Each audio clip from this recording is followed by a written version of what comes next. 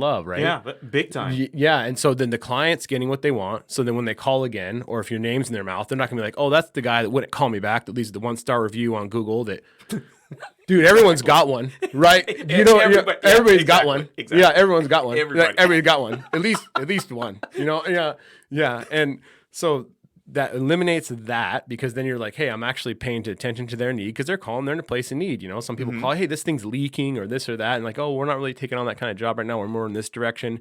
Oh, okay. They respect that. It's a call back. It's communication. People don't want to hear nothing. They don't want to leave voicemail. Hey, I called 4 days ago. No one called me back. You know, Right. You know, so bring the value to the relationship. That's where the dollars come. You know, that's a very good point.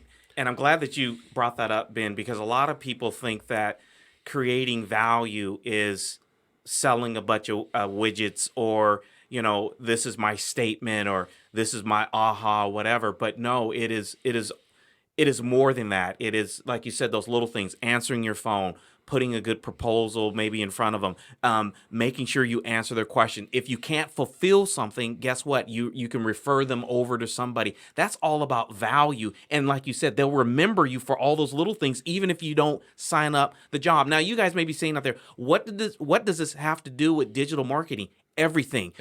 Because like you said earlier, everything mirrors itself. So if your website is saying one thing, and then when they interface with you, it's a total disaster, your website is not working for you, because everything is not mirroring the way it should be. So if your website is saying, hey, we're about this, we're about that, and then when they interface with you and everything resonates and it comes through, now your website is working for you. Yeah, it mirrors the truth of your business, right? Either the truth that exists or the truth that does not exist. Right. And that's the one, the latter statement will kill you. It will kill you. The truth that doesn't exist. So you put out this narrative out there on your website, and then when they start to call you and they interface with you, and they're like, well, on your website it says this. Oh, no, we don't do that anymore. Or on your website it says this. Oh, no, that's the wrong price. Or, you know, and all of a sudden the value goes down and the barrier of the customer goes high, goes way up. And they're like, okay, thank you. So what's the number one thing in a relationship? It's trust. 100% it's trust. It's trust. If you don't have trust, you have nothing in any relationship. So,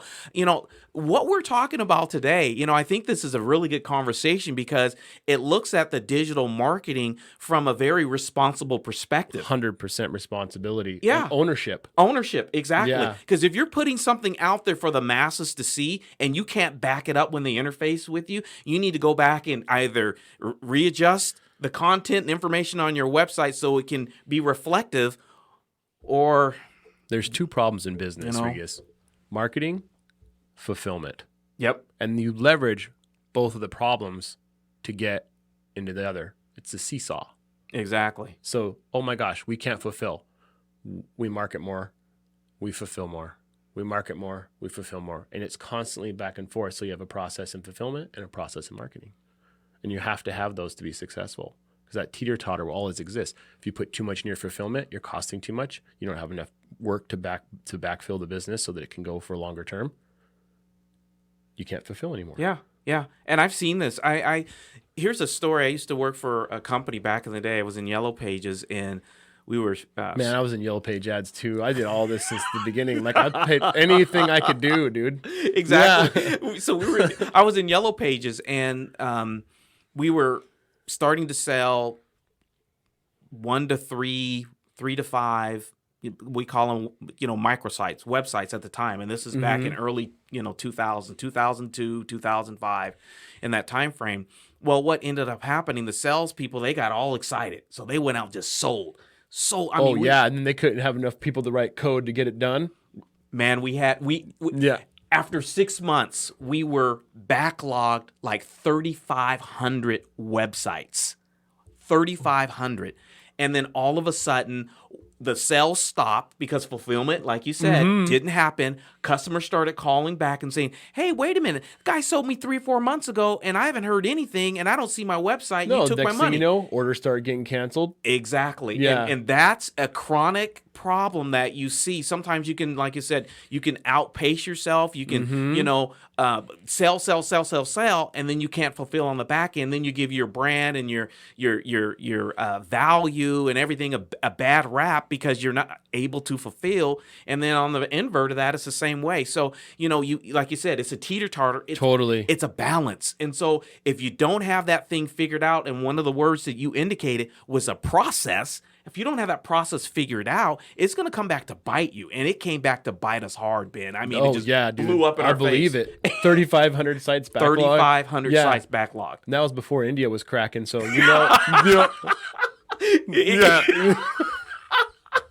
Exactly. And so to your point, that was before India was, got into the game. But anyway, but yeah, you're right about that. I mean, you got to have all of this stuff and the ownership of these companies, they have to really think through these processes, because I see so many owners and so many entrepreneurs, they just want to grow, they want to grow, they want to grow, they want to grow, but there's no process in place to handle that growth. It's like you can't grow a body without a backbone. Right.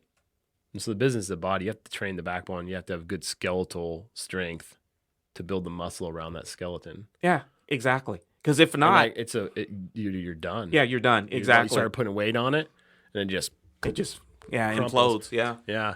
So Ben, this is like I said, I've had fun. This has been a great conversation, and hopefully the audience out there is getting some really, really good information, because you have to look at this from a multi-perspective. You just can't look at it, okay, my website is saying all of this and it's doing its job. You always have to keep reevaluating what you're doing, because the climate and the environment changes. Look at what happened in 2007, and then we come up to now, and then there's other things that happen in between. You have to be able to kind of right-size your business, and if that service is not working or you've got to switch gears, you got to switch gears. And you got to do it now. And I think that there's a lot of business owners, they have this strong intuition, which is why they're naturally pulled to take a risk and step out and make that leap, because that leap, they listen to their intuition. At some point along the path, they stop listening to that. And your intuition tells you as a business owner when it's time to make a move. And it starts real quiet. And then it gets louder. And then it's like it yells, and it's like, hey, you need to do this right now. And that goes across the board, no matter if it's taxes or like you feel something's wrong with this in your business, or your marketing strategy is not feeling like it's, you're working for avatar clients, like you're out like chasing like a lot of people get involved with the race to the bottom. Like serious, you know what I mean? Right, yeah. right. And so that's why I call it. It's like, so you're in a scarcity mindset. That mean you're kind of, one guy says like, you're thinking a client's going to spend what's in your checkbook, but you don't know what's in the client's checkbook. So don't market to your right, like, exactly. You know what I mean? Yeah. And so sometimes when you're broke, it mirrors, that mirror comes back up. Right. And so it resonates. It resonates, and so your marketing's broke. Right, exactly. And so you're pitching to broke people. Well, now that's if that's a tip of the day, that could be one.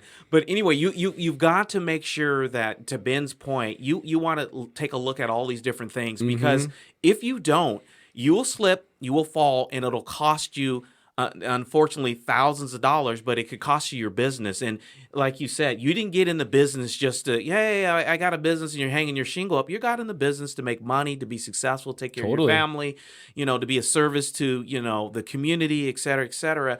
But if you don't pay attention to these little things that sometimes we kind of overlook because we're trying to look at the big picture, but, it's in the framework. Totally. And in that framework, you got to be looking at all these different things that could be potentially hurting your business or making your business more successful. But it's up to you to say, hey, look, you know what? Let me pump the brakes a little bit. Let me take an assessment. Let me do some introspection about my business. Introspection is huge in business. Exactly. Yeah, it's huge. Yeah. And it's sometimes we're so caught up in what I call the chaos of creation. which you're just in this thing and it's just going, and you don't take a break to step back out. Right. So you can't really see all the parts and pieces that are moving, or more importantly, the ones that aren't. Yeah. Because the ones that aren't, the ones that aren't are the ones that are going to get you. Right. Exactly. It's not everything that's in your face that's moving all the time. It's these things way out over here on the outside, the peripherals. Right. And if you don't get into those peripherals and take a step back and look at the whole thing, you get caught up. And I think like a lot of business owners have a story that, well, they're control freaks. Like they all, we want to be every aspect of the business. It's ours. We want to own it. And it, I think it's okay to employ professionals and bring people in that know their game, right? A lot of business owners want like, oh, I'm building a website for my business. I'm like, cool. How's that working out for you? Yeah, it's not. It's not, right? And so it's like, I think about this. How many sales conversations am I missing out on right now because I'm focused on something that's not my skill set? So we're back to the avatar conversation about what's the avatar of the client, but what's the avatar of you? What's your superhuman strength that puts you in power, like that makes you function as the business owner? When everyone comes to you and the problem thing that you solve best is what you need to focus on. And you need to get people around you to help support the rest of that so that you can stay in that time frame of maximum like productivity doing your one thing. Right. And that's what you're good at. And what you said earlier is that having the process. You have a good process. You then bring people in to fulfill that process that have the skill level so you can do what you do best. And that is the vision, taking the introspection, making sure that the customers are taken care of, all of those things that made you or made your business who you are. That's something that I was blown away by what iLocal did. It was like, okay, so they lined me up with, I think it was 3 or 4 different professionals that had different components of building the site. Right. And the one that I was most impressed with was the writer, because it was basically like I called up, got on a call. We'll probably do it over Zoom now. We did it over the phone then, on the BlackBerry. Right. Boy, that's a... Yeah. And we got on the BlackBerry and we did a call with a gal, and I just kind of told her about my business, and we just kind of walked through it, and a little bit about my story and stuff. And then she used that to create an amazing script. And that's something that iLocal was very, very forthright about in their process, was content-rich websites. That's it. And I was like, why is that? And he's like, well, if you picture this thing like as the web, like it's a giant web and it grows. And so the words that are in keyword searching are in your words of your back pages of your website. That's going to pull more people to those keywords, and you're going to rate higher on Google. That's it. Before we even touched SEO, we had really, really high ranking Google analytics. That's and then when we made an investment into SEO in 2016, that's when it went totally vertical. Yeah, that's what we're talking about. It was we kind of just built it piece by piece by piece. And what you're saying there, Ben, is 100%. That's how we do it. And we want to make sure that we understand. We always seek to understand, put you in the right markets, do the avatar, talk about your keywords, talk about your services. Thank you. And I didn't have to beat that out of Ben. I mean, that just came. I mean, because he understands. No, that's 100% the truth. Exactly. Now, I might understand. I have to say, I put a lot of money in personal development and time. A lot of that went into marketing. Yeah. See? So because I want to understand it, and that's something I think like a lot of business owners want to do everything. I want to understand everything. I want to know that when I'm having a conversation with my accountant, I know enough about my tax strategy that I can help bring value to that conversation. Same thing with my employees. I know the job from the bottom of the business to the top of the business, so I can bring value to help coach them along and show them through the bumps and bruises. I know about marketing so that I can have conversations of value with my marketing team. You have to, you got to be well-rounded as a business owner and read a book. Right. That's what. Exactly. Educate Put yourself. Put down the phone. Read a book. Read a book. Get off the TikTok or whatever. Read a book. Snap or whatever. And study your game. Study. Dude. Yeah. Exactly. Study your game. Exactly. Sharpen your sword. So as we kind of wrap things up, I know we've talked a lot, and we probably put some other little, ingredients in there, just for fodder and just for sake of the conversation. But hopefully you garnered some things, etc. As we get ready to close down, Ben, I want you to take about a minute or so to talk about your value proposition for Warfield Masonry, because I think it's important for the listening audience, etc. Yeah, I'd love to do that. Yeah. Thank you. So we do about 80% commercial projects, which means we're sized up. We have decent sized staff, about 12 to 15 people. So we run about 4 jobs simultaneously, pretty much year round. With the advent of increased marketing, this is a true story. We don't have the seasonality that a lot of businesses have. Because, you hear that people slow down a lot when the weather changes. Like maybe a little bit, the phone doesn't ring as much, but by the time we have everything locked in, we're floating right through the winter every year. Wow.